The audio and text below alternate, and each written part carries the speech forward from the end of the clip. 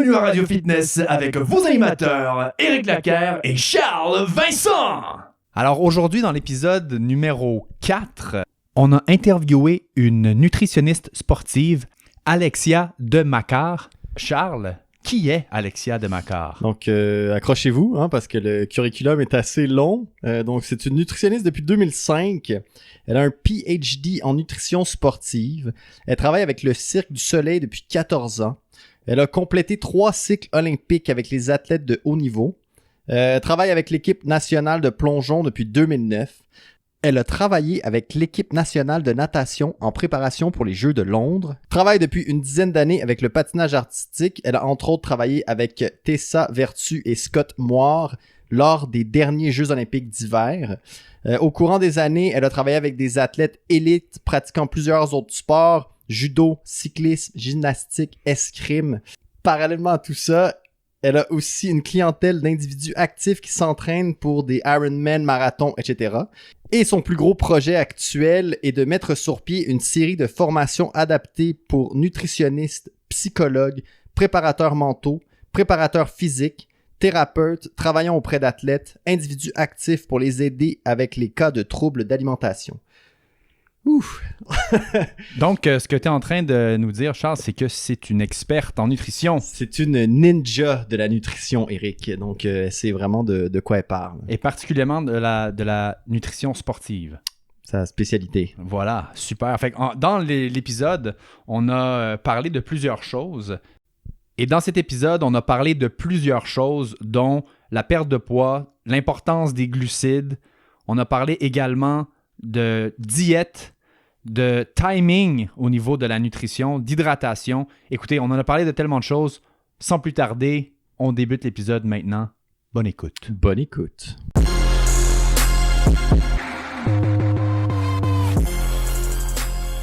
Êtes-vous physiquement ensemble?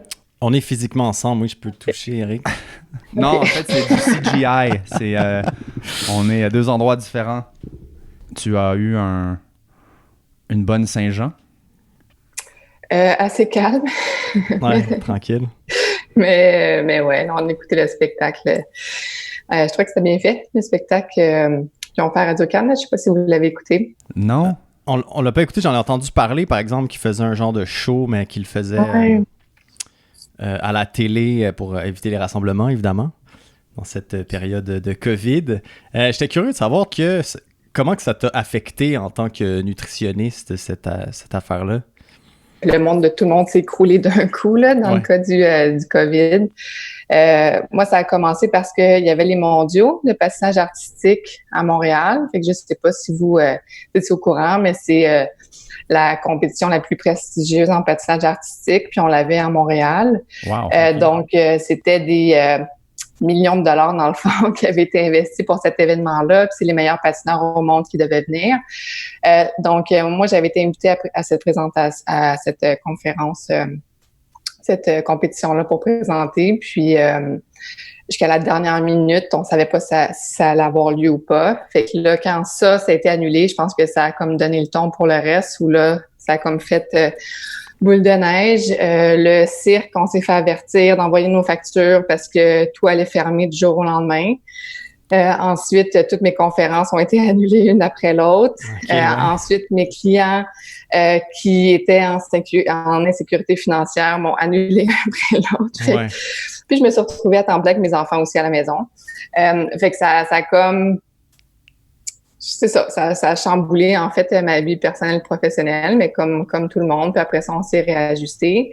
De là, un petit peu l'idée d'aller sur les réseaux sociaux, puis je voulais trouver une différente façon d'aider un petit peu ma clientèle. Fait que tous les artistes de cirque qui se retrouvaient justement seuls dans leur petit coin de pays, sans soutien. Fait que je voulais continuer à les aider. Les athlètes, c'est sûr, les athlètes de plus haut niveau, il y avait encore accès à notre soutien, mais les athlètes plus en développement, beaucoup moins. Donc, c'est la raison pour laquelle j'avais envie de mettre sur pied un projet pour pouvoir aider de façon un petit peu plus large, je dirais, les artistes, athlètes, danseurs avec qui je travaille, qui sont un petit peu partout dans le monde. Ouais. Les artistes du cirque qui sont un peu plus mis à l'avant, qui eux autres avaient quand même un support, mais ceux qui étaient un peu moins, en avaient moins. Puis j'ai entendu parler de ça. Moi, mon background est beaucoup dans le tennis. J'ai été coach de tennis pendant longtemps. Et c'est un petit peu le même principe qu'on voit dans le monde du tennis. Les top 100, 125 joueurs, eux, ont des commanditaires, tout. Donc, qu'ils jouent ou pas, ils ont quand même un certain revenu. Mais dès qu'on descend en bas du top 125, là, c'est des athlètes qui, eux autres, ils ont rushé pas mal là, durant ces temps-là. Fait qu'on réalise que c'est tout le monde qui est affecté. Mais toi, principalement, au niveau de la nutrition, donc, t'as-tu quand même gardé quelques clients ou... Ouais, ben en voulant dire, je pense qu'il y a juste eu cette période d'insécurité-là. Aussi, moi, j'avais mis sur pied, avec une collègue, j'ai un projet justement d'éduquer les professionnels, les nutritionnistes dans le sujet des troubles de l'alimentation chez l'athlète. Fait qu'on avait mis sur pied 2 grosses formations, une à Montréal, une à Québec. Fait que ça a été annulé dans le fond aussi. Fait que c'est juste que beaucoup de mes projets sur lesquels je travaillais qui devaient avoir lieu ce printemps ont été tous annulés l'un après l'autre. Mais après ça, quand les gens ont vu que la vie continuait, ben c'est sûr que je veux dire, les gens continuent à prendre rendez-vous et tout ça. Je dirais que la période qu'on a vécue, on en a quand même beaucoup entendu parler dans les médias, mais les gens qui ont une relation difficile avec l'alimentation, le fait d'être en quarantaine à la maison a été particulièrement difficile pour eux aussi. Ouais. Fait que j'ai beaucoup de cas de troubles de l'alimentation qui se sont déclarés, plus en période justement de quarantaine. À l'opposé, pour d'autres cas avec lesquels je travaillais déjà, ça a été un mal pour un bien, dans la mesure où ça a été comme un arrêt obligatoire pour tout le monde. Fait que des fois, de sortir de son environnement un petit peu d'entraînement, puis le fait de se concentrer sur les objectifs en nutrition, en psycho, peut aider beaucoup. Fait qu'on a des belles histoires de réussite aussi, je dirais, dans les dernières semaines à ce niveau-là aussi.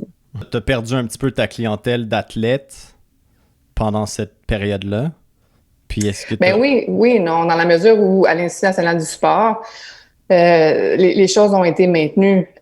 Donc les budgets on se l'était fait dire en fait par On the Podium en fait, qui est l'organisme fédéral, gouvernemental qui donne le fondement entre autres à l'INS Québec, qui nous ont assuré, comme les Jeux olympiques étaient juste décalés, on espère d'un an, que les budgets étaient maintenus. Parce que c'est sûr que nos athlètes, eux, ils arrêtaient quand même pas. En plongeon, ils n'ont pas eu de vacances là, pendant la quarantaine. Okay. Ils ont continué à s'entraîner à la maison. On a tous vu, je pense, des vidéos circuler sur les réseaux sociaux, mais les athlètes ont trouvé toutes les façons possibles de s'entraîner de la maison. Fait qu'en plongeon, dans la baignoire. Mais tu sais, de mettre des matelas dans le fond, tu sais, dans leur garage, dans leur maison pour continuer à faire, tu sais, leur entraînement.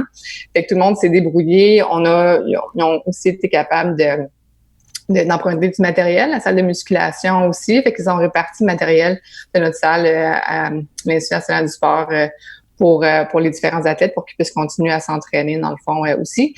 Fait que c'est sûr qu'au niveau de la nutrition, ben il fallait que je les supporte parce qu'on devait ajuster. Leurs dépenses énergétiques étaient différentes, leur réalité était différente aussi, puis c'est surtout de garder la motivation.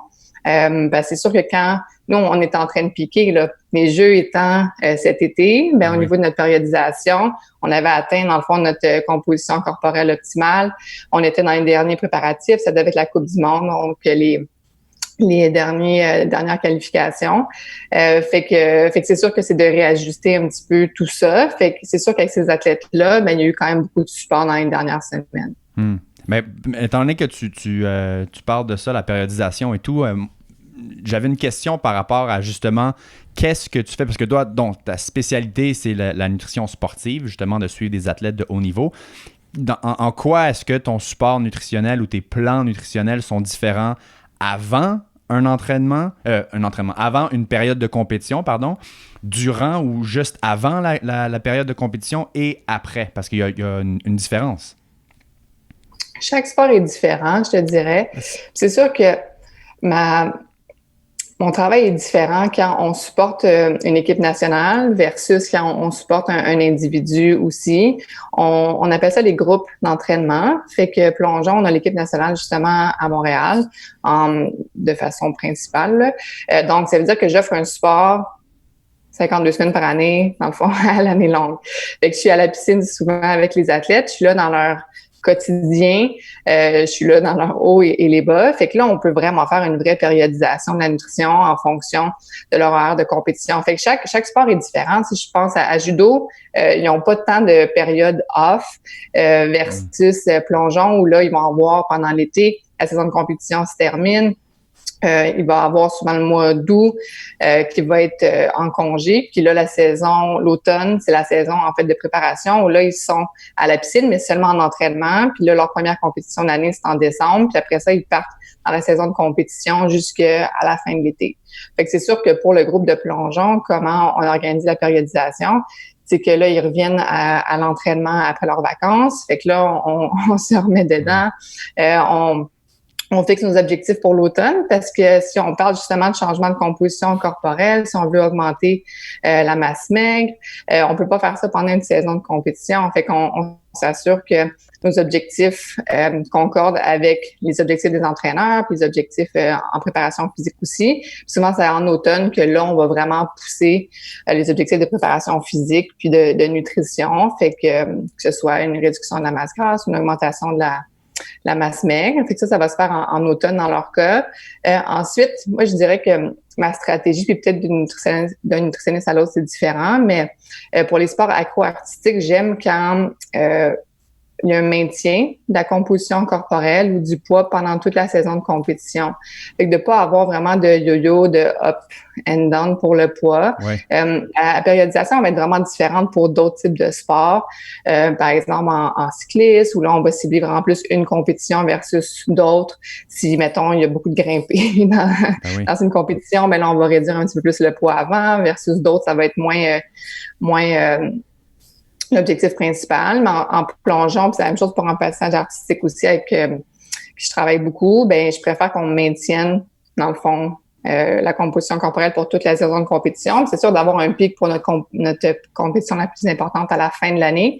Puis après ça, c'est les vacances. Mais contrairement à souvent ce que les gens vont penser, ben c'est pas parce qu'on est en vacances que là, il faudrait être off complètement, dans la mesure où... Fait qu'ils peuvent pas manger des gâteaux tous les jours, pizza tous les jours quand ils sont en période off. Ben, dans la mesure où moi, je prends un équilibre alimentaire. Fait que s'ils veulent leur point de pizza, je veux dire, pendant leur saison de compétition, c'est correct aussi. Et puis, je pense que mon expertise, elle se situe surtout là, puis c'est là que je mets l'emphase avec les athlètes avec qui je travaille, c'est que le meilleur va être notre relation avec l'alimentation pendant qu'on s'entraîne, pendant qu'on compétitionne. Là, moi, on va avoir besoin d'aller compenser, dans le fond, par la suite, en période de vacances. Fait qu'on veut éviter qu'un athlète revienne avec un 10-15 kilos de plus que son poids de compétition, en fait, en début de saison, parce que là, on travaille juste à le remettre où il était un an plus tôt versus d'améliorer réellement, dans le fond, ses capacités physiques, entre autres. Fait que, dans le fond, tu prônes une alimentation plutôt variée plutôt que de couper. Tu sais, si la personne, exemple, a envie de manger du gâteau, d'être capable de l'incorporer quelque part dans sa diète plutôt que de couper ça complètement puis devenir obsédé par la suite. Puis après ça, c'est là qu'on risque d'avoir des problèmes quand on tombe off-season. Ben c'est ça. C'est souvent, dès qu'on met, dans le fond, une étiquette interdite sur un aliment, cet aliment-là va être différent d'une personne à l'autre, ben c'est sûr qu'on va y penser plus, puis quand on va se permettre d'en manger, ben on va en manger plus que ce qu'on aurait normalement fait, puis pas dans un contexte nécessairement optimal dans le fond non plus. Fait que c'est pour ça que c'est sûr que pour l'athlète qui se prépare au jeu, nous, on fait une planification sur 4 ans aussi. Un cycle olympique, c'est 4 ans. Fait que c'est sûr que nos objectifs en l'an 1 versus en 4 sont différents. Puis oui, il y a des sacrifices, je pense, à faire pour tout athlète de haut niveau, mais c'est de comprendre que c'est pas qu'au niveau nutrition, puis que c'est pas nécessairement en restriction, mais c'est autant le sommeil. Fait que oui, ils vont dormir plus, ils vont prendre moins d'alcool, ou pas du tout à période de compétition, puis surtout, justement, plus on se rapproche des jeux. Fait que c'est pas d'avoir une approche très restrictive au niveau de la nutrition, mais c'est vrai que au niveau du cycle olympique, il va y avoir des fluctuations, des différences à cet égard-là, mais de façon générale, moi, mes athlètes, c'est quelque chose avec lequel je travaille beaucoup, c'est justement d'enlever tous les interdits alimentaires, puis toutes les règles alimentaires, parce que le plus on en a, plus notre esprit, notre cerveau va vouloir, dans le fond, briser, puis c'est là que ça crée du dommage, dans le fond, souvent psychologique aussi. Parce que, tu sais, comme si je regarde, exemple, mon père, présentement, il essaie de perdre du poids, fait qu'il se remet en forme, fait du vélo, etc. Mais il y a la vieille mentalité que pour perdre du poids, il faut que tu coupes les carbs. Fait que plus de pain, plus de pâtes, plus de patates. Donc les glucides. Les glucides. Pour les gens qui nous suivent en français. En français, oui, c'est ça. Donc, il coupe les glucides. Tu sais, je me demandais, je sais pas si tu savais, de où est-ce que ça vient, cette espèce d'idée-là que c'est une vieille mentalité de quand on veut perdre du poids, on coupe les glucides. Tu sais. Puis pourquoi les gens pensent que les glucides, c'est le démon, puis c'est ça qui nous rend gros. Tu sais. En fait, c'est cyclique aussi, si on remarque, là, fait qu'il y a eu les glucides, après ça, il y a eu les gras, puis après ça, c'est les protéines plus végétales versus animales. Fait que, tu sais, nous, avec du recul, on voit vraiment qu'au niveau des diètes populaires, là, il y a des thématiques, des cycles, mais les tendances se poursuivent quand même. Je pense, en parlant justement de glucides, la première erreur que les gens font, c'est le fait qu'ils confondent glucides féculents qui ne sont pas des synonymes. Quand on parle de glucides, dans le fond, on parle d'une grosse catégorie, d'un groupe, c'est un macronutriment qui donne de l'énergie dans le fond au corps, comme va en donner dans le fond les protéines, les gras. Puis souvent les gens me disent « Ah, moi, je suis une diète faible en glucides. Ils mangent pas de produits céréaliers, mais ils mangent 70% de fruits par jour. » Mais ça, c'est pas une diète qui est faible en glucides. C'est ça. fait que dans le fond, déjà de comprendre que justement des glucides, il y en a dans les légumineuses, il y en a dans les produits laitiers, que le lactose, c'est un glucide, puis c'est une famille. Puis dans cette famille-là, c'est sûr qu'il y a des glucides qui vont être absorbés plus rapidement, fait que les glucides qui sont simples, puis d'autres qui vont être absorbés plus lentement, les glucides qui sont complexes. Je pense que la peur des glucides, là, les 3 P, là, on en entend encore parler, là, patate ou pâtisserie, peu importe. Et la poutine aussi, là, c'est un P qui est très haut en glucides, la poutine. Je pense que ça vient entre autres du fait que les gens obtiennent les résultats rapidement dès qu'ils coupent leurs glucides. Pourquoi? Parce que notre corps est rempli de réserves de glucides. Puis souvent, je pose tout le temps cette question-là quand je donne des conférences ou des ateliers. Est-ce que c'est possible de mettre en réserve dans le fond des glucides? Fait que je vais vous poser la question. Qu'est-ce que vous en pensez? Ben absolument. Sous quelle forme? Sous forme de glucogène. C'est ça. Vous avez étudié là-dedans. Mais souvent, les gens me répondent, ben oui, mais c'est sous forme de gras. Non, c'est pas ça se transforme de façon magique. Ouais. C'est comme les gens qui disent « Oui, moi, je veux transformer mon gras en muscle. » Ben, bonne chance! Si tu sais comment faire, tu me le diras parce que ça m'intéresse. Fait que déjà de savoir effectivement, dans le fond, que les muscles et notre foie sont remplis dans le fond de glycogène, que le glycogène, c'est pas juste du sucre, mais c'est une molécule de glucose pour 3 molécules d'eau. Fait que ça pèse beaucoup en termes de poids. Fait que quelqu'un, du jour au lendemain, en fait, qui coupe ses glucides, ben, de un, probablement qu'il coupe déjà beaucoup ses calories, parce que s'il avait l'habitude de manger des glucides, puis là, il les coupe du jour au lendemain, il réduit ses calories, mais surtout, dans le fond, il va vider ses réserves de glycogène très rapidement. Fait que sur la balance, c'est très, très efficace à court terme, parce que on coupe nos glucides, puis on voit des résultats très rapidement aussi, même si, au bout du compte, c'est pas des résultats qui sont optimaux. Ce que je remarque, c'est sûr que je travaille plus avec une clientèle, presque uniquement avec une clientèle, en fait, d'athlètes ou de gens qui s'entraînent.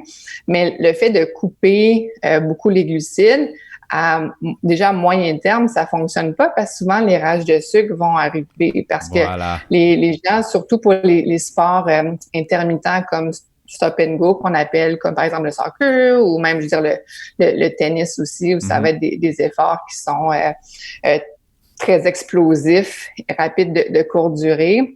On a besoin de glucides, dans le fond, pour performer. Donc, souvent, le corps va vouloir trouver une façon d'aller chercher ses glucides qu'on lui donne pas, fait que les rages de sucre vont arriver. Fait que ça, c'est souvent décourageant pour les gens qui ont suivi une diète, dans le fond, faible en glucides pour une certaine période, parce que là, ils vont perdre le contrôle, puis ils vont finir par manger beaucoup plus de glucides. Puis quand le corps a besoin de glucides, il va pas se dire « Ah, je vais aller me chercher une bonne pomme ». Mais non, il va chercher, en fait, des glucides qui sont absorbés super rapidement. Fait que ça va être souvent des sucres qui sont évidemment simples, puis qui n'ont pas de fibres, puis que ça va être la boîte de biscuits ou la palette de chocolat à ce moment-là aussi. De la bonne Ouais, pâte à biscuits. Ouais. Surtout que ces gens-là vont plafonner quand même assez rapidement, puis qu'ils vont se dire « Ah, ben pourquoi je fais ça? » Puis ils vont vite retomber, se jeter dans le sucre et les patates frites. Mais fait que dans le fond, tu t'encouragerais plus de garder une alimentation plus variée, mais de réduire ses calories si on veut perdre du poids plutôt que couper un groupe alimentaire, un macro, dans le fond, si je peux dire.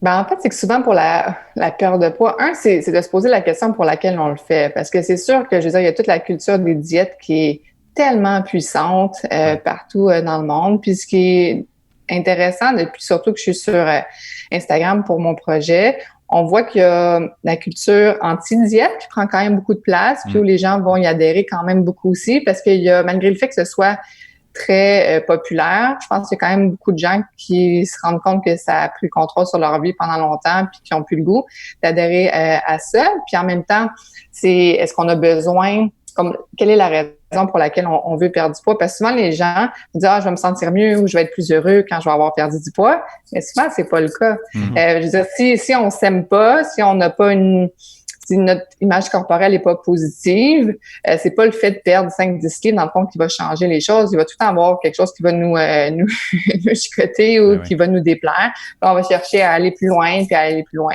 Fait que déjà, de se questionner sur la raison, à ce moment-là, je pense que c'est important.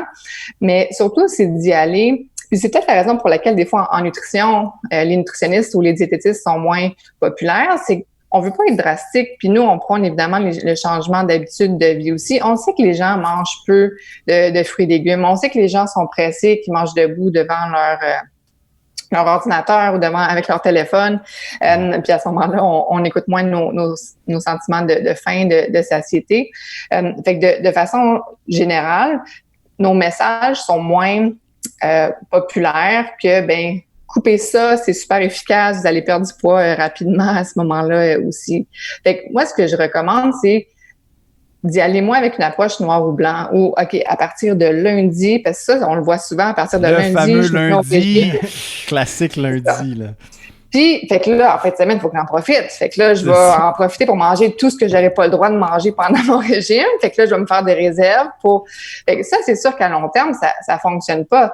Fait que souvent, ce qu'on explique aux gens, c'est la constance. Fait que ça, on a un petit déficit, dans le fond, calorique, mais qu'on maintient dans le temps. Mais c'est sûr que là, ça peut avoir une influence à plus long terme parce qu'on veut, c'est si les gens ont besoin de perdre du poids pour quelconque raison, puis ça, on respecte dans le fond leur choix, c'est d'être constant dans le fond avec leurs habitudes. Puis c'est surtout d'identifier dans le fond qu'est-ce qui devrait être fait parce que chaque personne est différente.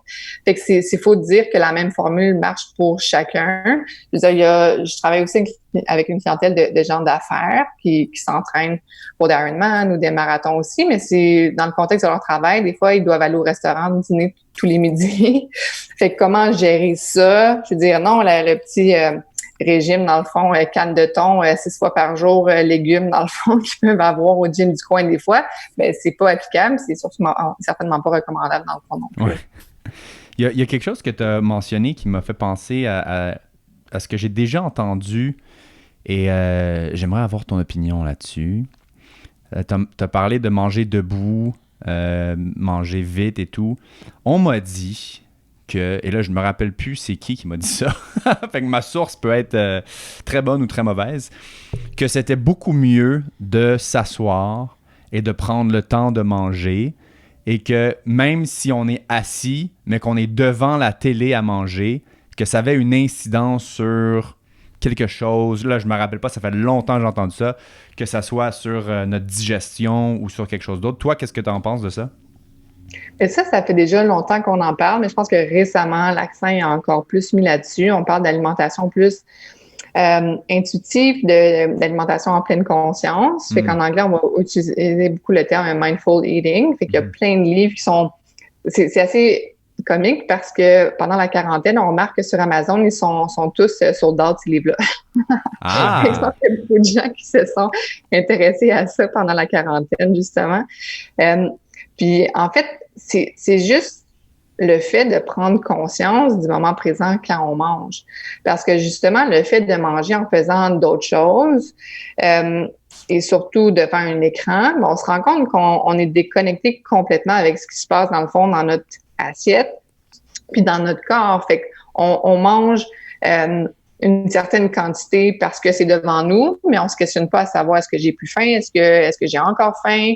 Fait que le fait de manger plus lentement aussi va faire une différence. Si on écoute une émission, puis je sais pas, c'est un film d'action ou quelque chose, puis que là, on est pris, puis que là, on est stressé, puis que là, on mange vite, vite, vite. Mais c'est sûr que ça se peut qu'après l'épisode, on se dise « Ouf, finalement, je pense que j'avais pas aussi faim, puis j'ai tout mangé. » Fait que plus on mange lentement, plus c'est sûr qu'on laisse le temps à notre système digestif de dire à notre cerveau qu'on n'a plus faim aussi. Fait que c'est pour ça que le message qu'on lance aux gens, c'est de prendre le temps de manger, d'être conscient de ce qui se passe, puis d'apprécier aussi le moment. Fait que les principes clés de l'alimentation, justement, en pleine conscience, c'est d'écouter nos cinq sens. Fait que des fois, c'est de regarder avec les yeux qu'est-ce qu'on va manger, les couleurs, les formes, tout ça. Après ça, l'ouïe dans la mesure dans quel contexte on est. Est-ce qu'on est dans un environnement bruyant, calme? Est-ce qu'il y a de la musique qui joue? Est-ce que ça sent bon? Est-ce que c'est chaud? Quelles sont les textures? Fait que moi, ça m'arrive souvent de faire ces exercices-là avec des artistes ou avec des athlètes. Puis souvent, c'est une révélation pour beaucoup d'entre eux parce que des fois, c'est juste qu'ils n'ont jamais de leur vie pris le temps d'apprécier ce qu'ils mangeaient puis de le faire en pleine conscience. En fait, t'en parles, puis je suis un peu victime de ça. Je mange tout le temps devant ma télé. J'ai travaillé longtemps en restauration, fait que ça, c'est comme tu manges dans la cuisine le plus vite que tu peux, puis elle va vite te retourner dans ta section, tu sais.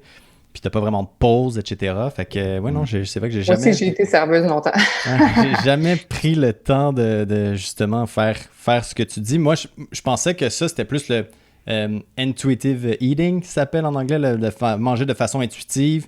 Dans le fond, les gens qui sont capables de garder leur poids de façon... de maintenir leur poids à un certain niveau sans compter leurs calories, sans trop se préoccuper à compter leurs macros, qui sont juste capables de tu sais, ça prend de l'expérience, évidemment, pour en arriver à ce niveau-là, puis beaucoup d'expérience. Fait que je pensais que c'était de ça qu'on parlait. Mais les deux sont connexes, là. Hein? Les deux sont connexes. L'alimentation intuitive, dans le fond, les deux sont interreliés, là. OK. Parce qu'on parle, tu sais, quand les gens veulent acheter un livre, c'est que je pense qu'ils ne savent pas dans quoi ils s'embarquent, parce qu'on parle d'années et d'années à compter nos macros puis à peser notre nourriture avant d'être capable d'en arriver là. Mais je suis curieux de savoir, toi, supposons que tu as un client qui vient te voir, monsieur, madame, tout le monde, qui vient te voir pour une perte de poids. Est-ce que tu vas être porté à leur faire compter leurs calories puis comprendre c'est quoi les macros, etc.? Non. Je vais être claire dans le fond comme ça.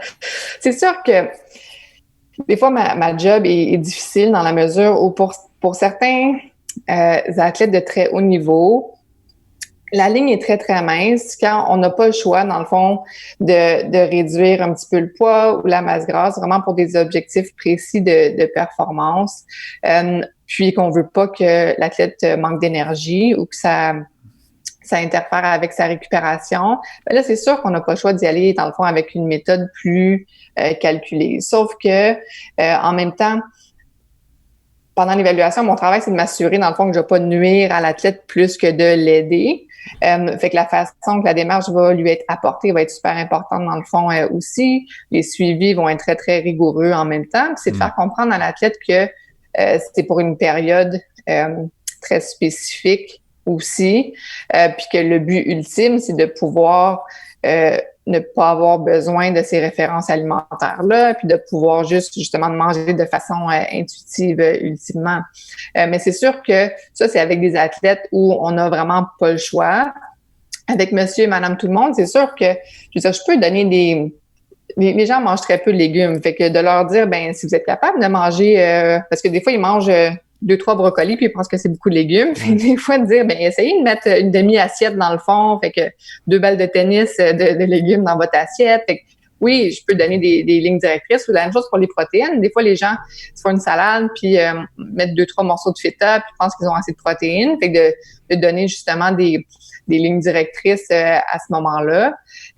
Mais de demander aux gens de calculer tout ce qu'ils mangent, je pense pas que ce soit optimal. Puis en même temps, je mets jamais de nombre de calories, moi, sur ce que je donne aux gens. Okay. Jamais. Okay.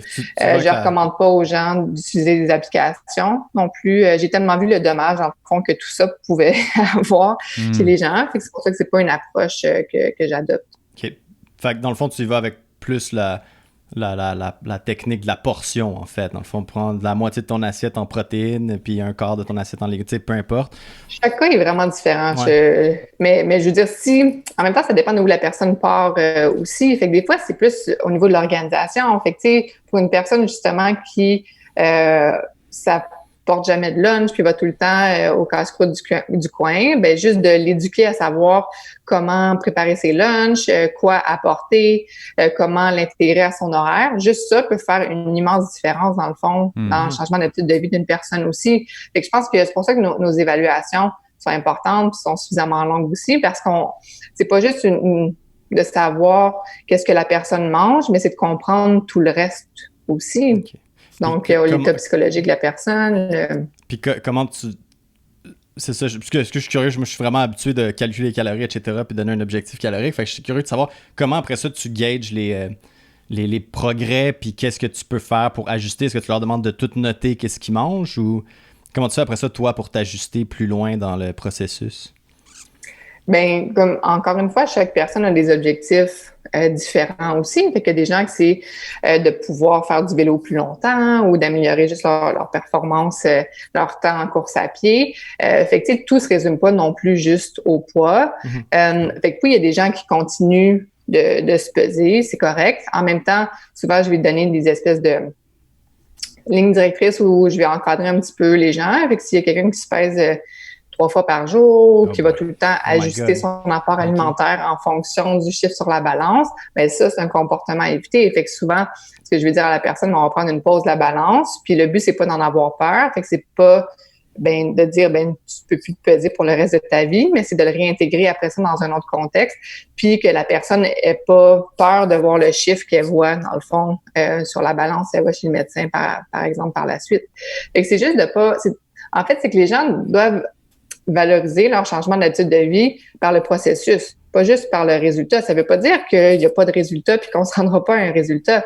Mais si la personne se valorise puis se sent tellement mieux depuis qu'elle fait ses lunchs puis que justement, au lieu d'aller au casse-croûte du coin, puis qu'elle est plus productive dans son travail l'après-midi, elle se sent moins ballonnée, elle a pas mal au ventre, ses entraînements, justement, vont beaucoup mieux, ben ça, c'est sûr que c'est une façon de mesurer les progrès, dans le fond, d'une personne aussi. OK. Fait que dans le fond, c'est ça, c'est plus c'est comment la personne va se sentir, ses performances vont s'améliorer, puis comme tu dis, tout dépendamment de l'objectif que la personne a, vraiment plus focusé sur les habitudes de vie plutôt que de focusser sur la balance puis la perte de poids. C'est quand même vraiment cool, je trouve. C'est quand même bien. Moi, je trouve que c'est bien. Je pense que c'est une bonne approche. Je pense que c'est bien. Puis c'est sûr qu'avec les athlètes de haut niveau, ben oui, on monitore la composition corporelle de différentes façons, mais on le fait aussi beaucoup quand on fait notre plan annuel, on va déjà cibler les moments où justement on va mesurer la composition corporelle. Mais moi, c'est quelque chose que j'évite de faire, tu sais, chez monsieur, madame, tout le monde, dans d'autres contextes. Là. Mais encore une fois, tu es des athlètes, t'as pas le choix. C'est pour exemple un haltérophile avant une compétition, il doit sûrement se trouver il doit perdre du poids pour arriver dans une classe. Mais là, les catégories de poids, la balance, on n'a pas le choix. Ouais, exact. Non, t'as pas le choix, exact. Puis souvent, ils se retrouvent à être un certain poids pendant l'année, puis avant une compétition, ils vont descendre de poids pour être dans une classe plus légère pour mieux performer dans ces classes-là. Pour la catégorie de poids, c'est vraiment difficile. C'est sûr que, je veux dire, ils sont toujours dépendants de la balance. Puis c'est sûr qu'il y a beaucoup de yo-yo. Fait que l'idée, c'est de limiter le plus possible, justement, les yo-yo, parce que ça fait beaucoup de dommages, dans le fond. On voit aussi les athlètes un petit peu plus âgés. Le corps est fatigué des pertes de poids drastiques aussi, puis il réagit moins facilement, moins rapidement. Je veux dire, des grosses déshydratations avant une pesée, c'est sûr que ça va affecter la performance aussi, ou le fait de jeûner pendant quelques jours. Fait que de mieux planifier tout ça, quitte à changer de catégorie de poids quand c'est possible. C'est sûr que nous, c'est des choses qu'on va faire aussi dans le cadre de notre travail. Est-ce que tu travailles avec beaucoup d'athlètes qui doivent faire ça, faire des pertes de poids juste avant les compétitions? J'ai travaillé dans le fond avec une athlète de lutte puis 2 athlètes de judo avant les derniers Jeux olympiques. Fait que j'ai travaillé beaucoup avec justement les catégories de poids dans ce contexte-là. Là, je travaille aussi avec le karaté. Fait que c'est des sports avec lesquels je travaille aussi. Je travaille principalement avec des sports aquo-artistiques, fait que patin artistique, gymnastique, plongeon, puis les disciplines de cirque. Mais c'est sûr que oui, j'ai eu à travailler, puis je travaille encore avec des catégories de poids. OK. Tu as mentionné le fait que le corps se fatigue d'avoir des pertes de poids drastiques et on voit, là, on sort un petit peu du cadre de l'athlète de haut niveau, là, mais on voit souvent des gens qui disent « Ah, j'essaye tel truc, puis ça fonctionne moins bien que l'autre truc que j'ai fait avant parce qu'ils en ont fait 15, puis finalement, c'est un petit peu ça qui se passe, c'est que le corps devient fatigué à faire des changements drastiques, c'est ça? » Oui, en même temps, c'est sûr que le corps, si on regarde les études scientifiques, le corps d'une personne athlète versus non-athlète fonctionne différemment dans le fond aussi. Fait que c'est pour ça qu'on peut pas utiliser dans le fond les études qui sont effectuées chez les athlètes entraînés puis rapporter les résultats dans le fond à la population générale et inversement dans le fond aussi. Mais c'est sûr que je veux dire les gens qui on fait des diètes drastiques, souvent ça va avoir affecté principalement la masse musculaire aussi. Fait que si on perd beaucoup de masse musculaire, ben c'est sûr que ça va affecter notre métabolisme dans le fond au repos aussi, là. Absolument. Mais ça, regarde, étant donné que tu as parlé du métabolisme, est-ce qu'il y a des moyens pour améliorer et accélérer le métabolisme de façon naturelle sans prendre des stupéfiants, des sources spéciales de produits un peu louches. Magique. Oui, c'est ça. En fait, je pense que c'est de clarifier parce que des fois, les gens sont un petit peu mélangés. Dans le fond, c'est quoi le métabolisme? D'un côté, en fait, on a les dépenses énergétiques du corps. Puis, dans cette catégorie-là, il y a différentes choses qui vont contribuer, dans le fond, à notre dépense énergétique. Donc, il y a effectivement le métabolisme de repos. Ça, c'est l'énergie qu'on dépense en étant au repos. Fait que juste, dans le fond, quand on est alité, nécessairement, notre corps a besoin de dépenser de l'énergie pour faire battre notre cœur, pour nous faire respirer, puis pour assurer, dans le fond, nos fonctions vitales de base. Fait que ça, c'est notre métabolisme, dans le fond, de base de notre métabolisme de repos. Ensuite, on a nos dépenses qui sont associées aux activités de la vie quotidienne. Donc, pour se faire à déjeuner, pour aller chercher le courrier ou peu importe. Fait qu'on dépense nécessairement de l'énergie ou des calories de cette façon-là aussi. Puis ensuite, il y a l'énergie qui est associée à l'entraînement. Donc, ça, c'est toutes nos dépenses énergétiques. Le métabolisme, dans le fond, de repos fluctue presque pas d'une journée à l'autre. Fait que c'est faux de penser qu'il y a une grosse fluctuation justement d'une semaine à l'autre ou d'un mois à l'autre au niveau de notre métabolisme de repos. Fait que tout ce qu'on lit ou les gens qui vont vraiment essayer de tout faire pour altérer ou accélérer leur métabolisme de repos, souvent, si ça fonctionne, c'est quand même pas très significatif, mettons, versus de manger une pomme de plus ou de moins dans le fond dans sa journée. Fait que c'est surtout de cet ordre-là. Fait que activer ou accélérer le métabolisme, ça vaut pas tant la peine parce qu'on n'aura pas tant d'impact à ce niveau-là, versus c'est sûr que au niveau de notre dépense énergétique en termes d'entraînement, là, on peut aller jouer, dans le fond, un peu plus. Par contre, ce qui est intéressant, c'est que chez Monsieur et Madame Tout-le-Monde, les études ont montré que chez les gens qui s'entraînaient plus, souvent, ils étaient plus fatigués. Donc, ils dépensaient moins d'énergie le reste de la journée pour leur activité quotidienne. Fait que des fois, on a l'impression qu'on s'entraîne beaucoup plus, mais quand on regarde le déficit calorique, il n'est pas si important parce que on était fatigué, fait qu'on n'a pas pris les marches dans le fond pour monter les escaliers au bureau. Ou on n'a pas pris, on n'est pas d'habitude, on va tout le temps à pied chercher le courrier dans le fond, puis finalement, là, on a pris notre voiture. Fait que ça, c'est à considérer dans le fond aussi. Fait que, mais supposons, exemple, quelqu'un va s'entraîner puis prendre de la masse musculaire, est-ce qu'à ce moment-là, son métabolisme... Parce que on s'entend qu'avoir du muscle, ça brûle plus d'énergie que du gras. Donc, à ce moment-là, est-ce que ça va pas accélérer son métabolisme de base si il prend, supposons, un 10 ou 15 livres de masse musculaire, par exemple? C'est sûr qu'il y a un lien, dans le fond, entre les deux, mais j'en parlais justement à un collègue PhD en kinésiologie, justement, qui est spécialiste du domaine, puis il me disait que c'est rare en ce moment qu'il va émettre ses recommandations, justement là, où il va demander aux gens de gagner de la masse musculaire pour activer leur métabolisme, parce que c'est justement, encore une fois, c'est négligeable versus ce qui peut être fait au côté alimentaire ou au côté entraînement. Mais oui, ça contribue. Mais est-ce que c'est ça qui va faire toute la plus grande différence? Peut-être pas à ce moment-là. Non, mais on s'entend qu'il faut que ça soit combiné aussi avec la nutrition et le sommeil. On va se dire que c'est les trois, le trifecta, comme on dit, là. C'est important que les trois soient... on point. Le trio. Le trio, et voilà. Pour regarder en français. Exact, c'est ça. Je dis sommeil, mais repos. Fait que souvent, la journée de repos, les 2 jours de repos, les gens les négligent. Ils se sentent mal de rien faire. Oui. Mais d'expliquer justement que le fait de se reposer, ça va les aider à avoir justement plus de gains par la suite aussi. Oui, comme tu sais, les gens aussi pensent que c'est important de s'épuiser à l'entraînement pour avoir des résultats, que si je suis pas complètement raqué demain, ben j'ai pas eu un entraînement efficace. C'était perdu. C'est un exercice perdu. Une journée perdue. Je me suis entraîné pour rien. Que si je suis pas complètement en sueur quand je finis de m'entraîner, c'est que j'ai pas assez forcé. Donc, il y a plein de vieilles mentalités. Puis au niveau alimentaire, je rajouterais, si j'ai pas faim ou si je ressens pas la faim, ça veut dire que je suis pas en train de perdre du poids. Fait que souvent, les gens recherchent la faim comme étant quelque chose de positif. OK, j'ai faim, je mangerai pas. Ça veut dire que là, ça va fonctionner. Et là, tu parles de faim, mais parlons de la soif aussi. L'hydratation joue un gros rôle aussi dans la santé globale, autant la performance que la perte de poids. C'est quoi, toi, ta vision, ta recommandation au niveau de l'hydratation? Ben, les recommandations, c'est drôle parce que ça a quand même évolué beaucoup dans les dernières années si on regarde les études scientifiques. Avant, on disait aux gens... C'est important, il faut boire avant de commencer de percevoir la soif, parce que dès que vous avez soif, vous êtes déjà déshydraté et ça altère dans le fond vos performances.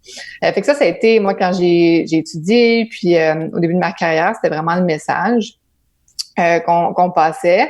Puis, petit fait comique, quand j'ai commencé à faire mes ateliers au cirque, fait que c'est ça, c'était il y a 14 ans, fait que là, je travaillais, le Cirque du Soleil, il y a beaucoup d'artistes russes aussi. Puis, je donnais mes ateliers sur l'hydratation, puis ils étaient complètement fermés d'esprit. Les artistes me disaient, ben non, si tu bois, tu vas gagner du poids. Boire, c'est pas bon. Il faut se restreindre. Puis là, avec le temps, c'est ça, les choses ont évolué. Mais en voulant dire d'une culture à l'autre, l'hydratation, c'est pas nécessairement perçu comme quelque chose de positif. Wow. Mais je dois dire que ça a changé, puis ça a évolué. Les nouveaux artistes russes qu'on a eu, je veux dire, dernièrement, c'est ça, c'est complètement différent. Mais bref, je trouvais ça assez comique. Puis même souvent, les interprètes russes me regardaient en disant, ben ils ont raison, là, ils devraient pas boire. OK, ouais. Fait que là, déjà que tu commences ta pratique comme nutritionniste, t'es pas super confiante. Puis là, tu te fais dire ça quand tu parles, tu sais, juste de boire plus d'eau. C'est un petit peu déstabilisant. mais est-ce que tu dirais qu'il y a comme une base, il faudrait boire un certain nombre d'eau par jour? Ou parce que j'avais entendu dire que de boire quand tu as soif, puis que c'est pas, de pas te forcer à boire ou de pas nécessairement boire 2,5 litres ou 3 litres d'eau par jour, que c'était pas nécessaire? Ben c'est ça. Fait que, dans le fond, ce que j'expliquais, c'était comme au début ce qu'on disait. Puis là, les nouvelles études dans les dernières années, ce qu'ils ont montré, c'est que le fait de se surhydrater ou le fait de trop boire est pire, dans le fond, que le fait de ne pas boire suffisamment. Fait que là, dans les recommandations, ça a décalé complètement de l'autre côté où là, on a dit aux gens, ben là, faites attention, buvez juste quand vous avez soif, puis allez pas au-delà, en fait, de ça. C'est très contradictoire d'une étude à l'autre, là. Oui, ben tout à fait. Puis en fait, c'est qu'on s'est rendu compte que les meilleurs marathoniens au monde, souvent des Africains, finissaient leur marathon hyper déshydratés, mais ils étaient hyper performants dans le fond aussi. Fait qu'on se disait, ben finalement, est-ce que ça affecte tant que ça la performance, puis à quel niveau? Fait qu'il y a beaucoup d'études qui ont été initiées justement en observant les meilleurs coureurs, puis en mesurant leur niveau de déshydratation après les courses. Puis on sait aussi qu'il y a l'hyponatrémie, fait quand la concentration de sodium est fortement abaissée dans le sang, mais ça, c'est une condition qui peut être fatale. Donc, les gens qui suent beaucoup puis qui consomment juste beaucoup d'eau, ben c'est sûr que ça va créer un déséquilibre électrolytique dans le sang, puis ça peut ultimement les faire mourir. Il y a eu des cas de décès à des marathons de gens justement qui étaient en état d'hyponatrémie. Donc, tout ça pour répondre à ta question, en fait, je pense que c'est un juste milieu, dans la mesure où moi, j'ai des gens qui sont jamais habitués de boire. Fait que là, je leur dis, ben, on va essayer de stimuler, dans le fond, l'hydratation. C'est sûr que si vous buvez jamais, ben, vous n'aurez pas envie de boire. Puis peut-être que vous vous sentiriez vraiment mieux si vous buviez un petit peu plus dans la journée. Puis c'est souvent ça qui arrive. Mais on revient tout le temps à notre charte pipi, qui est la meilleure façon intra-individuelle de savoir si on est bien hydraté ou pas, c'est de regarder la couleur de son urine. Ça paraît tellement simpliste, mais en même temps, c'est ça, parce que je suis qui, moi, pour savoir la quantité que tu devrais boire, parce que je sais pas exactement comment tu sues, puis c'est sûr qu'on peut donner des recommandations générales, mais on va dire aux gens de boire puis de se fier à la couleur de leur urine. Fait que c'est sûr qu'en période où il fait un petit peu plus chaud, on devrait boire plus à ce moment-là. Puis on veut aussi dire aux gens de pas... si on boit 2 litres d'eau d'un coup, mais il sera pas absorbé de façon optimale. Fait qu'on veut répartir, en fait, notre apport en eau dans le temps. Puis de pas oublier le sel. Fait que souvent, les gens en effort physique vont boire beaucoup d'eau. Comme je le disais tantôt, c'est important si on sue beaucoup. Ben souvent, juste ajouter une pincée de sel. Les boissons pour sportifs en contiennent de toute façon. Fait que ça, c'est à pas négliger non plus. C'est vrai, ça, c'est un autre bon point, ça, que le sel qui est... C'est un autre truc qui a été un peu démonisé. Ouais, là, exact. Ça. Faible en sel, faible en sucre, faible en gras. Finalement, il n'y a plus rien. Ouais, achetez ce yogourt, il n'y a rien dedans. J'ai eu des problématiques avec justement des plus jeunes athlètes qui étaient encore à la maison où là, les parents, c'est correct, là, je veux dire, au niveau santé publique, je pense que les gens doivent manger moins transformé puis ils consomment plus de sel qu'ils en ont besoin. Mais chez des jeunes athlètes qui suent beaucoup, c'est important le sel, c'est important qu'ils soient à la table, c'est important de consommer du V8 qui est pas sans sodium. Puis donc c'est pour ça que c'est d'éduquer les gens que quand on a un taux d'oxydation qui est élevé, c'est correct dans le fond de prendre du sodium à ce moment-là sans problème. Puis j'avais une question, je vais en profiter pendant que tu es là. Moi, je fais de l'haltérophilie. Et puis, j'étais curieux de savoir où est-ce que tu dirigerais un athlète qui fait justement un sport d'explosion comme ça. Est-ce que tu conseilles de manger beaucoup de glucides? Où est-ce que tu irais avec sa diète? Protéines, beaucoup de gras, beaucoup de tout. Ouais, beaucoup de Qu'est-ce tout. que tu suggères? Ouais. Mais c'est ça, quelque chose qui est super intéressant dans le fond par rapport au gain de masse, dans le fond musculaire, masse maigre, c'est qu'avant, on mettait beaucoup l'accent sur le post-entraînement. Il faut que vous ayez vos protéines, dans le fond. Après l'entraînement, il y a la fenêtre, la fameuse fenêtre. Je suis tellement content que tu parles de ça en ce moment. Là, c'est merveilleux. du 30 minutes. Puis, je veux dire, c'est la seule chose qui compte. Là, ce qu'on s'est rendu compte, c'est que si on veut stimuler notre synthèse protéique musculaire le plus possible, c'est pas juste le post-entraînement qui compte. C'est le fait d'en avoir toute la journée à chaque 3-4 heures. Fait que ça, c'est ce qui va maximiser le plus, dans le fond, notre synthèse protéique. Donc, justement, notre masse musculaire. Fait que les gens négligent beaucoup les protéines, des fois au petit déjeuner ou en collation. Fait que c'est vraiment de s'assurer de répartir les protéines le plus possible. Fait que le chiffre magique que nous on utilise, c'est le 0,3 g par kilogramme de poids. Donc, tu sais, pour un athlète qui a une masse musculaire pas super importante, c'est quand même des quantités de protéines qui sont tout à fait faciles à aller chercher dans l'alimentation. Puis chez d'autres athlètes, bon, on trouve des stratégies justement pour aller les chercher.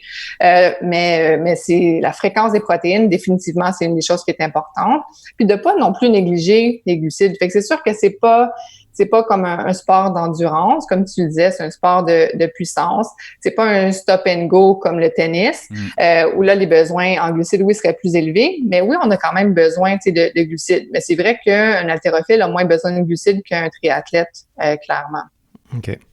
Et puis, est-ce que, une autre bonne question que je veux qu'on aborde, c'est, Bon, déjà, probablement, la fenêtre de 30 minutes, j'ai l'impression que c'est un mythe qui a été inventé par les compagnies de suppléments parce que le truc le plus facile, qui est plein de protéines, que tu peux traîner dans ton sac de gym, qu'il faut que tu consommes tout de suite en finissant de t'entraîner, c'est un shake, tu sais.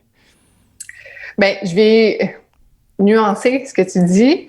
Dans le fond, du côté protéines, on en veut après l'entraînement, mais on en veut dans le fond, le reste de la journée aussi. Mais au niveau des glucides, la fenêtre du 30 minutes est importante. Okay. Parce que nos cellules, dans le fond, sont plus sensibles. C'est bon à savoir, excellent. Les cellules sont plus sensibles à l'action de l'insuline, dans le fond. Puis l'insuline, c'est la clé, dans le fond, pour ouvrir les serrures des cellules. Donc, on veut que nos glucides, justement, puissent rentrer facilement dans nos cellules musculaires après l'entraînement. Fait que ça, on sait que la fenêtre du post-entraînement va être importante, dans le fond, pour nos glucides. Puis, pour nos athlètes qui ont plusieurs séances d'entraînement pendant la journée, il faut absolument prendre avantage de cette fenêtre-là. Par contre, quelqu'un qui s'entraîne 2 fois par semaine, il a amplement le temps de refaire ses réserves de glycogène entre ses entraînements. Fait que c'est faux de dire que la personne qui s'entraîne le lundi, vendredi, peu importe le sport, doit absolument consommer sa collation tout de suite après l'entraînement pour refaire ses réserves de glycogène. Il y a tellement de repas entre que la récupération va être correcte. Mais c'est de garder en tête que si on a un horaire d'entraînement chargé, surtout si on a 2 matchs de tennis dans une même journée, par exemple, parce qu'on est en tournoi, ben là, il faut absolument aller maximiser justement notre fenêtre post-entraînement. Puis l'autre chose, tu veux continuer. La dernière petite chose que j'allais ajouter, c'est que dans certains cas, je vais recommander la collation post-entraînement, même si l'aspect récupération est pas nécessaire, justement, parce qu'il n'y a pas un gros volume d'entraînement, juste pour éviter d'arriver comme 2 heures plus tard puis de mourir de faim. Puis là, fait que juste pour répartir l'alimentation ou l'apport nutritionnel dans la journée, c'est pas une mauvaise chose d'avoir une petite collation après l'entraînement. OK. Puis, tu suggères quoi comme glucides dans cette fenêtre de 30 minutes? Ça peut être n'importe quoi. Chaque personne, dans le fond, ça va être différent. C'est correct, là. Parce que là, tu vas chercher beaucoup de gras. Le gras, dans le fond, ralentit l'absorption des glucides. Fait que là, tu n'irais pas optimiser tant que ça ta récupération. C'est pas des bons glucides, OK. Mais donc, ce que tu dis aussi, c'est de combiner protéines et glucides ensemble après un entraînement, pas juste prendre des protéines. Parce que des shakes, des suppléments de protéines pures, et les gens sont suggérés de prendre ça après. Et là, tu confirmes un peu ce que je dis depuis des années, c'est de combiner les deux pour maximiser le résultat, finalement. Ben, c'est ça. Donc, puis en même temps, c'est difficile parce que les suppléments qui combinent glucides, protéines, souvent la quantité de glucides va être quand même vraiment importante. Puis, c'est pas nécessairement optimal pour tout le monde. On a souvent parlé du ratio 3-1, 3 glucides, 1 protéine. Mais nous, c'est plus quelque chose, en fait, qu'on utilise. On calcule vraiment les deux de façon distincte. Fait que pour les protéines, comme je disais, c'est le 0,3 g par kilogramme de poids. Puis pour les glucides, dépendamment du sport, ça va être souvent de 0,8 à 1,2 g par kilogramme de poids. Donc souvent, moi, la quantité de glucides que je recommande va varier dépendamment du type d'entraînement qui a été fait. Fait qu'est-ce que c'est un entraînement qui a épuisé les réserves de glycogène, oui ou non? Puis en fonction de ça, on va modifier la quantité de glucides après, puis le choix d'aliments aussi. Puis des fois, on va avec l'aspect pratico-pratique de la personne. Fait que si je veux dire, c'est le plus simple, c'est d'avoir une banane puis une barre, ben ça va être ça. Fait que dans certains cas, ça peut être correct d'avoir ces protéines sous forme de shake, mais c'est d'ajouter les glucides dans le fond à côté. Moi, je suis une grande fan des smoothies parce que je peux facilement ajuster la quantité de protéines, glucides en fonction des besoins de l'athlète, en modifiant la quantité de fruits, en ajoutant, je veux dire, ça peut être une poudre de protéines, comme ça peut être du yogourt grec, donc en fonction des besoins de chacun, on ajuste. L'autre affaire que je vais te demander, est-ce que, supposons que tu as un athlète, exemple, qui va s'entraîner 3 fois par semaine, est-ce que sa diète, tu vas la changer selon les jours entraînement et sans entraînement? Ben en fait, souvent, c'est la répartition pendant la journée qui va être différente. Parce que dépendamment, encore une fois, du style d'entraînement, mettons un haltérophile, mettons. Mettons un haltérophile. J'irais plus, encore une fois, au niveau de la répartition. Mais moi, à moins qu'on fasse justement un sport vraiment d'endurance où là, il y a une grosse différence au niveau des besoins en glucides d'une journée à l'autre. Mais dans un cas d'un haltérophile, j'irais pas avec une grosse fluctuation des apports, des journées avec entraînement, non-entraînement. Il faut se rappeler que souvent, le processus de récupération, il n'est pas juste de quelques heures. Il va se poursuivre, dans le fond, sur la journée après. Fait qu'on veut pas négliger l'alimentation le reste de la semaine dans ce contexte-là aussi. Fait que ton apport en protéines, il va être aussi important les journées où tu t'entraînes pas que les journées où tu t'entraînes. OK. Et puis, il y a une autre affaire, dernier truc que je voulais parler. Oui, parce que pour les haltérophiles, finalement... Non, je vais parler, c'est une autre affaire aussi qui est un peu démonisée, encore une fois, c'est de manger des glucides le soir. Oui. Bon, là, il y a plein de monde qui disent que tu vas les storer en gras automatiquement. Parce si que tu les manges là. glucides le savent, l'heure qu'il est. Hein? Ouais, exact. Ils agissent différemment passé une certaine heure. Exact. Puis là, ils savent qu'il faut qu'ils deviennent du gras tout de suite. Donc, c'est ça. Puis j'avais même lu une étude qui disait que c'était bien de consommer des glucides peut-être 1 heure ou 2 avant d'aller dormir pour optimiser son sommeil. Fait que j'étais un petit peu curieux d'avoir ton opinion sur ça, en fait. Encore une fois, je pense... les gens ont peur de consommer des aliments point avant d'aller dormir, là, peu importe si c'est des glucides ou autre chose. Il faut arrêter de manger point, parce que là... Peu importe si tu travailles de nuit ou de jour, après 7 heures, tu manges plus.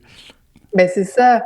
En fait, on a des besoins quotidiens, des besoins journaliers. Puis, je veux dire, si on mange la quantité de calories qu'on a besoin, ben c'est correct. Fait que si on répartit l'alimentation dans la journée puis qu'on a une collation le soir, c'est tout à fait correct. C'est plus si on a mangé suffisamment pendant la journée puis que là, on sort avec des amis puis qu'on fait notre soirée au McDo, ben peut-être que ce repas-là est pas nécessaire puis peut-être qu'il va justement engendrer un excès calorique.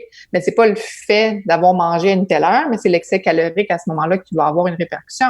C'est important de savoir que un excès pour avoir un gain de poids, c'est pas juste une fois, dans le fond, qui va faire une différence. C'est pas parce qu'on a mangé une fois du McDo le soir que nécessairement il va y avoir un gain de poids. Il faut que cet excès calorique-là soit répétitif puis soit constant pour avoir une incidence justement sur notre composition corporelle ou sur notre poids à ce moment-là aussi. Mais ça, je pense que c'est un bon point ce que vous amenez parce que mes artistes de cirque, ils finissent de travailler à 10 heures, 11 heures, dans le fond, tous les jours. Fait que souvent, s'ils mangent pas après le spectacle, ben qu'est-ce qu'ils font? Ils vont nuire, dans le fond, à leur récupération. Ben oui. Fait qu'il y en a beaucoup qui mangent pas justement par peur de prendre du poids parce qu'ils se sont fait dire qu'ils devraient pas manger, mais dans leur contexte, s'ils veulent récupérer, ils n'ont pas le choix de manger, mais à ce moment-là, ils ont besoin justement de glucides, de protéines, puis souvent, ils n'ont pas mangé peut-être avant le spectacle suffisamment parce qu'il ne voulaient pas être trop plein, fait qu'il faut faire des choix judicieux après le spectacle pour justement récupérer adéquatement. Puis est-ce que c'est vrai que ça améliore le sommeil, les glucides en soirée? Je pense qu'il y a différentes choses. Il y a un lien avec le tryptophane, qui est un acide aminé, dans le fond, puis le sommeil. Fait qu'il y a des recommandations qui vont dire de boire, par exemple, parce que le lait est un aliment qui est riche en tryptophane, les graines de citrouille aussi. Fait que le fait, justement, de consommer ces aliments-là avant de dormir pourrait faciliter ou améliorer le sommeil. Encore une fois, tu sais, je pense que c'est peut-être négligeable aussi. Je pense que le fait de ne pas aller au lit l'estomac vide où on a faim, mais c'est sûr que ça aide parce que j'ai quand même beaucoup de gens qui se privent la journée puis ils se réveillent la nuit ou sont pas capables de s'endormir le soir parce qu'ils ont réellement faim. Mais je pense pas, il n'y a pas de lien, je crois pas qu'il y a vraiment un lien glucide, peu importe quel type, dans le fond, et sommeil qui est établi clairement.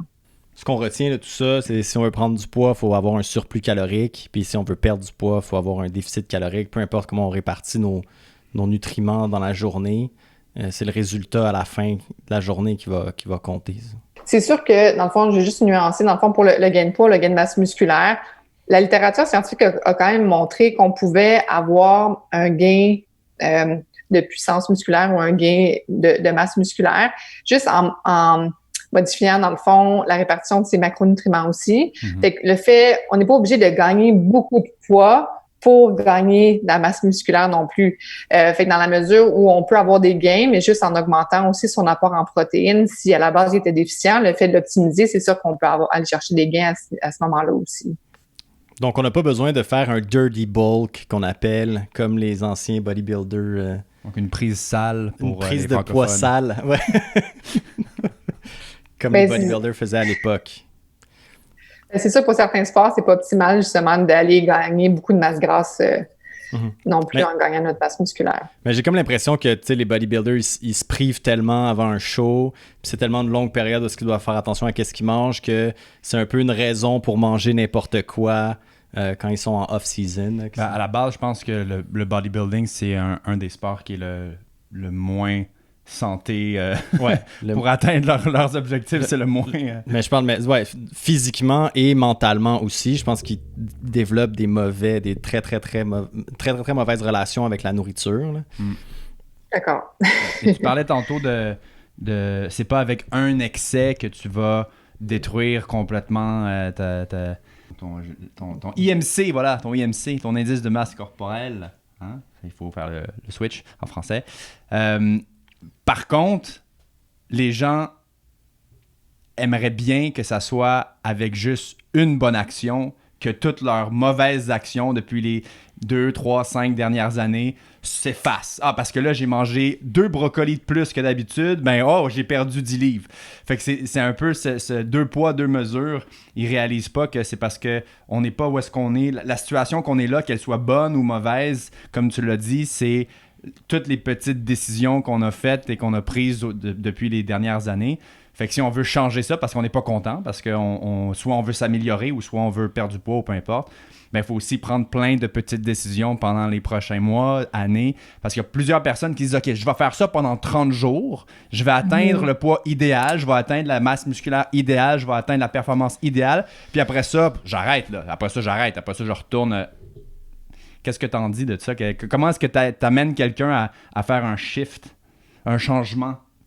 Shift. Ben, en fait, je pense qu'à la base, ce désir, d'avoir des résultats, rapidement, vient encore une fois beaucoup la culture des diètes, là, quand on voit en 30 jours, vous suivez ceci et voici la silhouette que vous allez avoir. Fait que je pense que ça a amené beaucoup de confusion auprès des gens en disant c'est possible, puis c'est ce qu'on devrait faire, puis que si ça prend trop de temps, c'est inefficace, puis ça fonctionne pas. Effectivement, c'est miser sur les changements de comportement parce qu'on veut que ce soit durable, puis on veut que ça fonctionne dans le contexte de vie de chacun aussi. Mais si quelqu'un se met à s'entraîner, dans le fond, 6 jours semaine, puis qu'il y a un horaire de fou, les chances sont qu'après quelques semaines, ça va être trop difficile, puis qu'au lieu de réduire à 2-3 fois semaine, il va complètement abandonner aussi. Fait que c'est d'y aller graduellement, de respecter la phase de vie dans laquelle on est aussi. On vient d'avoir un jeune enfant, on dort pas beaucoup, peut-être que c'est pas le meilleur moment pour se mettre nos plus grands objectifs de performance, dans le fond, non plus. Fait que je pense que c'est de respecter ça.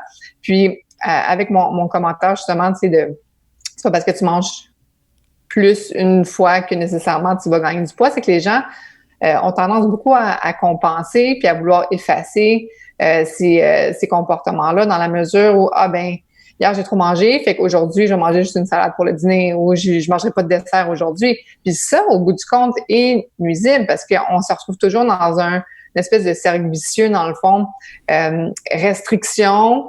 Puis après ça, où on perd le contrôle, puis on mange plus. Fait qu'on est tout le temps, dans le fond, en train de jongler entre les deux modes. Puis ça, physiquement, puis mentalement, c'est pas optimal. Tout le temps dans un mode de culpabilité, finalement. Aussi, mais soit en excès ou en privation. On est tout le temps, dans le fond, souvent entre ces deux modes-là. Puis on devient jamais content. Là, j'ai mangé le gâteau que je voulais, mais 3 secondes après, je suis coupable. Puis après ça, on se prive pour justement, comme tu dis, tenter d'effacer le truc. Puis on dit, mais j'aurais tellement aimé ça, manger un gâteau. Fait que finalement, on n'est jamais content dans ce cycle-là. C'est ça. Puis l'alimentation ne devrait pas prendre toute la place dans la tête d'une personne non plus. Puis souvent, c'est pour ça qu'il y a beaucoup de gens qui viennent me consulter. Elles sont épuisées de devoir penser, dans le fond, à ça à la journée longue ou de dire OK, là, j'ai un souper au restaurant avec mes amis vendredi, fait que là, qu'est-ce que je vais pouvoir faire la veille ou la journée même, dans le fond, pour me permettre de manger ce que je veux. Puis ça devrait pas être complexe, dans le fond, comme ça. Effectivement. D'ailleurs, avec toute cette complexité-là, je sais qu'il y a beaucoup de choses qu'on peut parler, puis on pourrait se parler pendant des heures et des heures et des heures. Puis d'ailleurs, peut-être qu'on va devoir te réinviter pour parler d'autres sujets qu'on n'a pas le temps de discuter aujourd'hui. Mais une grosse question que j'ai depuis un bon moment, c'est avec toutes les avancées technologiques, toutes les recherches qui ont été faites, le nombre de nutritionnistes qui augmente, le nombre de médecins qui augmente, etc. Comment, et tu n'as peut-être pas la réponse, là, mais comment est-ce que ça se fait qu'on ait encore un taux d'obésité qui ne cesse d'augmenter d'année en année de façon mondiale, pas juste aux États-Unis, là, mais mondialement, on voit les chiffres qui ne cessent d'augmenter, alors qu'on a un accès à la nourriture simple, on a toutes les informations qu'on devrait avoir. D'ailleurs, les livres que tu dis qui se font acheter comme ça se peut pas. Donc, selon toi, comment ça se fait qu'encore aujourd'hui, on a un problème d'obésité, de surpoids? Ça va être mon opinion personnelle, là, dans la mesure où j'ai pas fait de revue de littérature sur le sujet, mais je pense qu'il y a différents volets. Tu sais, d'une part, entre la connaissance, puis l'éducation, puis le fait d'agir, il y a quand même deux mondes. Fait que les gens peuvent s'éduquer beaucoup, mais c'est pas parce qu'ils s'éduquent ou qu'ils ont accès à différentes sources d'informations qu'ils vont nécessairement passer à l'action, ou qu'ils vont savoir comment le faire, ou encore une fois, comment ils peuvent l'appliquer à leur mode de vie. Fait que je pense qu'il y a déjà ça.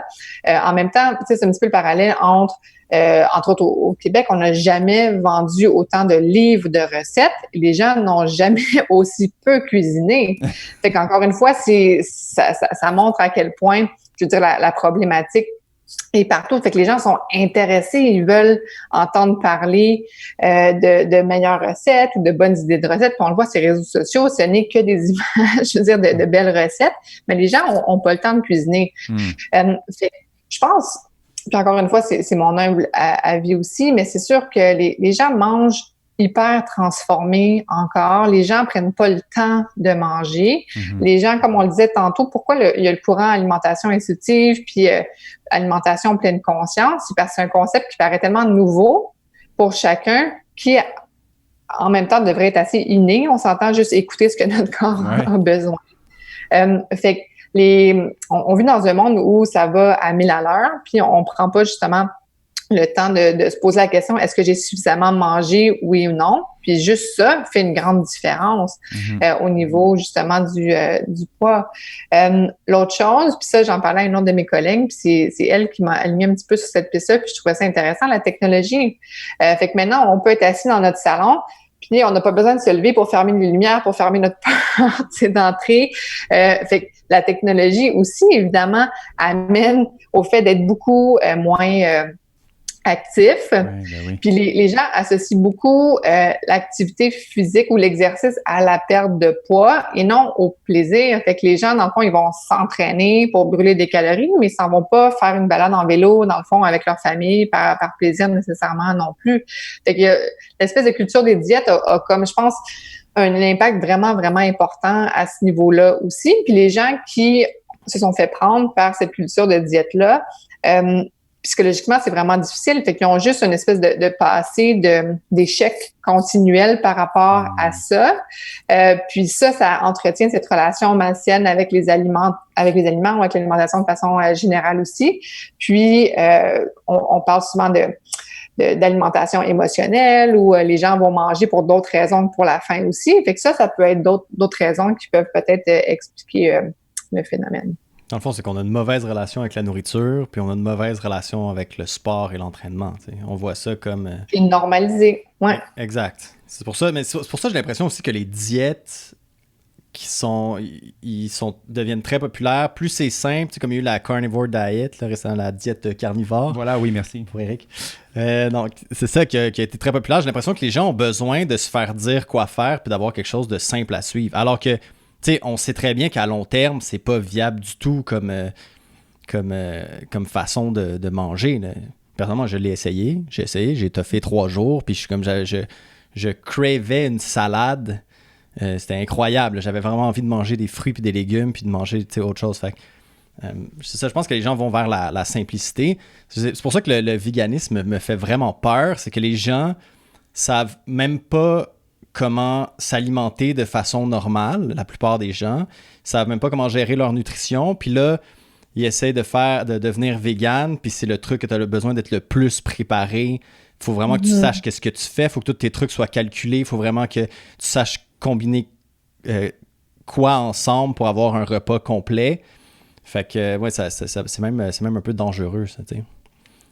Les gens, je pense que ça revient beaucoup à la confiance. Dans le fond, comme ils se sont fait dire quoi manger ou ils ont justement suivi différentes formules déjà faites, ils ont complètement perdu confiance en leurs moyens puis entre leur capacité de pouvoir décider, dans le fond, qu'est-ce qu'ils devaient manger puis qu'est-ce qui leur faisait du bien aussi.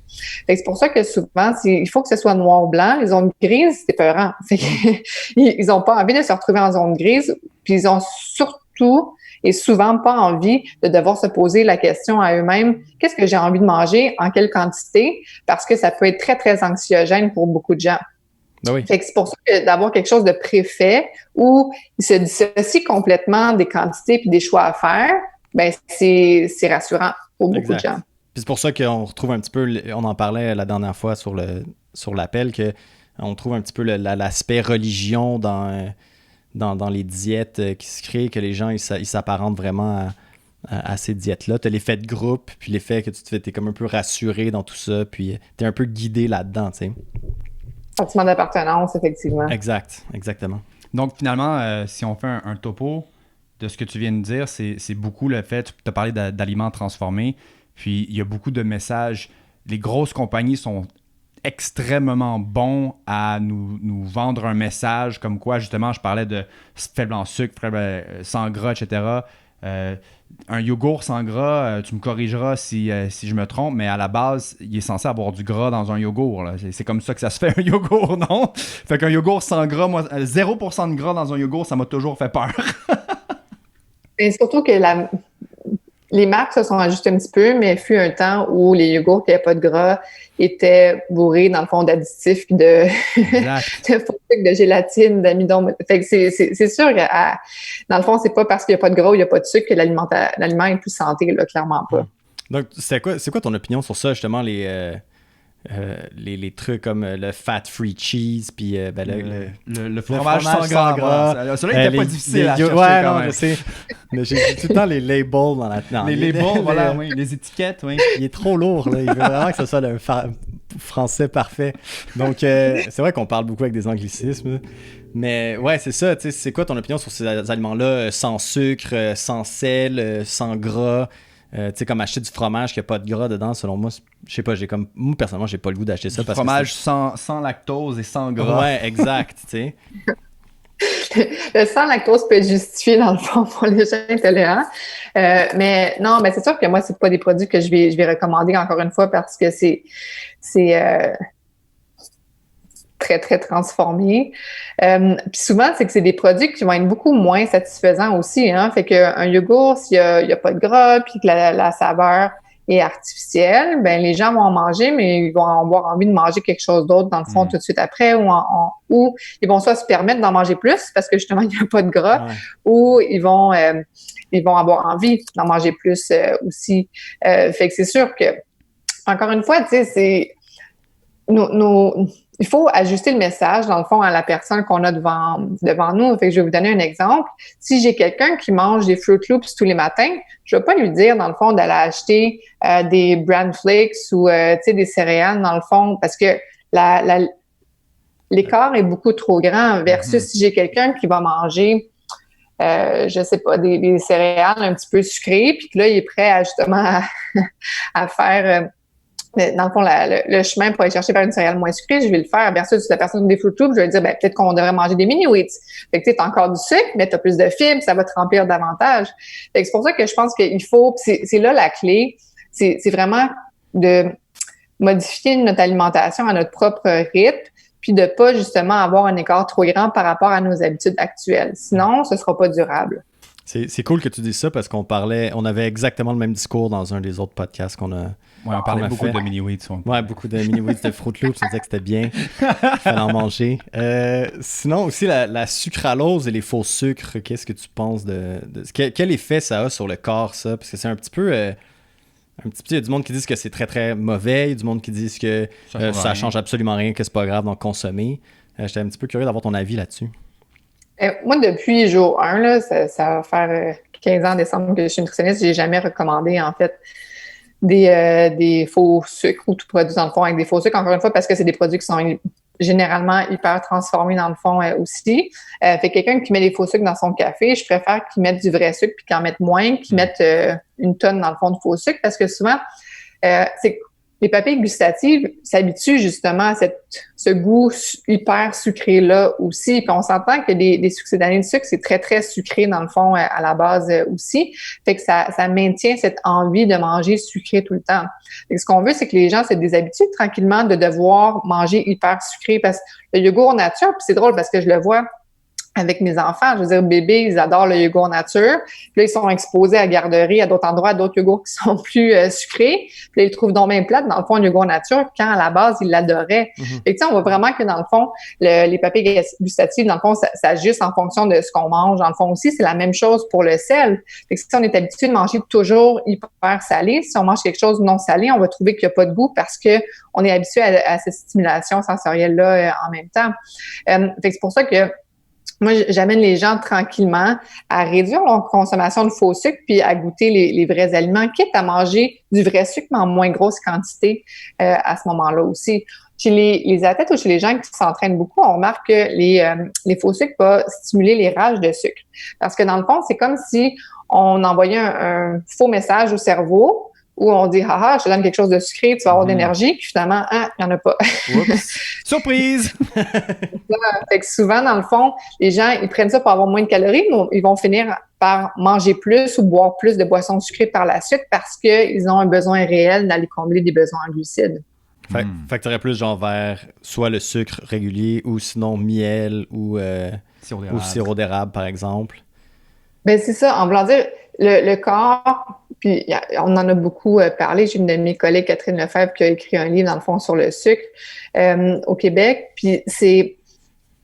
peu importe, dans le fond, la source initiale du sucre, le corps, il fait pas vraiment de distinction. Fait que c'est sûr que c'est plate si on parle, dans le fond, de sirop d'érable, de miel ou peu importe de sucre blanc. Au bout du compte, pour le corps, ça revient pas mal au même. Par contre, c'est sûr qu'on a un petit peu d'antioxydants dans le sirop d'érable, on a des vitamines. Puis, en choisissant des produits d'ici, du miel, du sirop d'érable, on encourage, dans le fond, l'économie locale aussi. Fait que c'est pour ça que je vais toujours prioriser ça puis recommander aux gens de choisir du sirop d'érable ou du miel, dans le fond, s'ils veulent sucrer leur aliment. Mais au bout du compte, c'est faux de penser qu'il y a des bons sucres et des faux sucres parce que le corps, il fait pas vraiment de distinction, dans le fond, entre... Non, c'est ça, mais c'est juste que c'est clair, d'après moi, qu'un sucre naturel est mieux qu'un sucre transformé, comme par exemple le sucre blanc. Oui, mais la ligne est mince dans la mesure... Si on pense juste purement physiologique, il n'y a pas tant une vraie différence. OK, c'est intéressant de... Parce que c'est à cause que tu consommes en si petite quantité que t'as pas de différence au niveau système digestif, etc.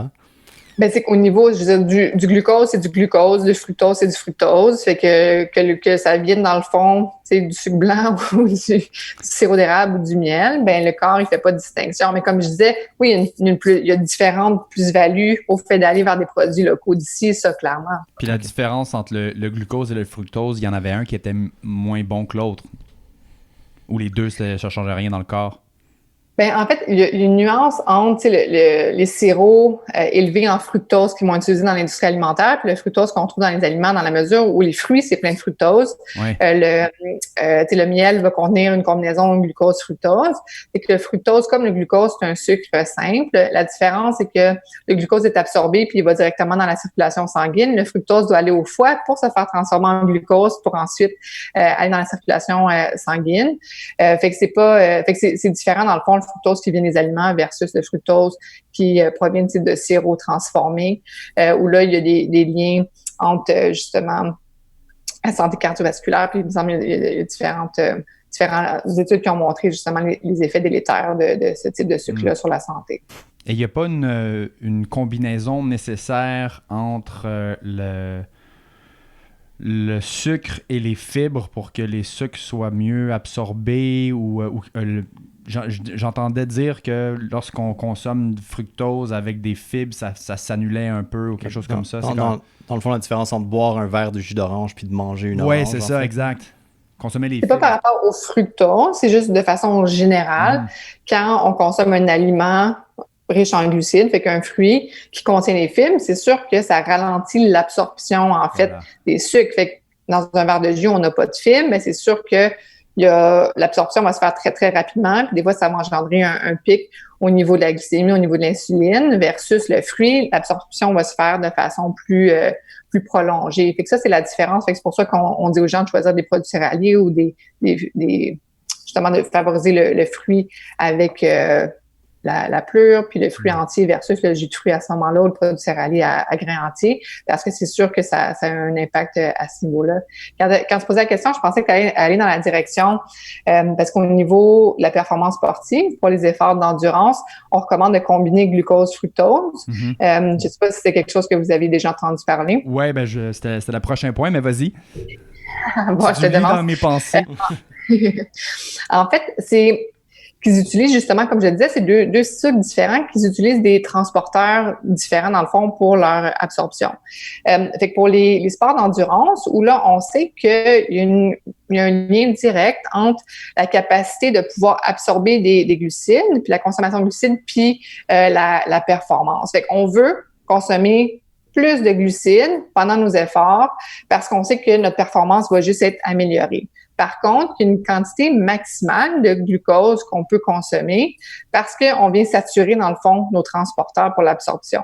Fait qu'une des façons d'aller chercher un petit peu plus de glucides, c'est de combiner, dans le fond, glucose et fructose dans nos sources alimentaires. Fait que c'est pour ça qu'il y a beaucoup de produits pour sportifs, pour les athlètes d'endurance, qui vont contenir une combinaison des deux à ce moment-là. Les genres de gel pour les cyclistes et les marathoniers. Là. C'est ça. Dans les gels, ils vont en avoir dans les jujubes. C'est ça, exact. Super. Est-ce qu'on avait une autre question, Eric? Je pense qu'on a fait le tour des questions qu'on avait... Le peu de questions qu'on t'a envoyées. je pense qu'on a fait le tour des questions qu'on avait pour cette fois-ci. Mais comme je dis, il y a tellement de choses. Il y a tellement d'informations contradictoires sur la nutrition qu'on va probablement, si tu es ouverte à une deuxième invitation, de discuter. Oui. Avec plaisir. Ah, génial. Ça dépend du montage que vous allez faire, mais... Ouais, on va faire un montage épouvantable. Ouais, on va dessiner des cornes. Là, Non, mais oui, c'est très agréable. Merci beaucoup de ton temps, de ton expertise, parce qu'il y a plusieurs choses que tu as partagées avec nous que on connaissait de base, mais d'avoir la confirmation d'une professionnelle. Puis tu sais, pas juste ça, aussi de mettre des choses au clair, comme surtout à propos, on a beaucoup parlé des glucides. Je pense que c'est bien d'avoir, c'est bien que nous on le dise, mais d'avoir la confirmation d'une professionnelle. C'est quand même cool. Ça fait déjà 1h30 presque qu'on discute, ça a quand même passé... relativement vite. Assez vite, ouais, quand même. J'ai pas vu le temps passer, vraiment. Super, j'ai bien eu du plaisir moi aussi, là. Fait que c'était le fun. Fait que, au plaisir de vous jaser de nutrition. Excellent. Ben oui, super. Merci beaucoup, Alexia, de ton temps. Merci. Salut, bye-bye. À la prochaine, bye. Ah non, Eric, t'as rien enregistré. Delete. Oh non!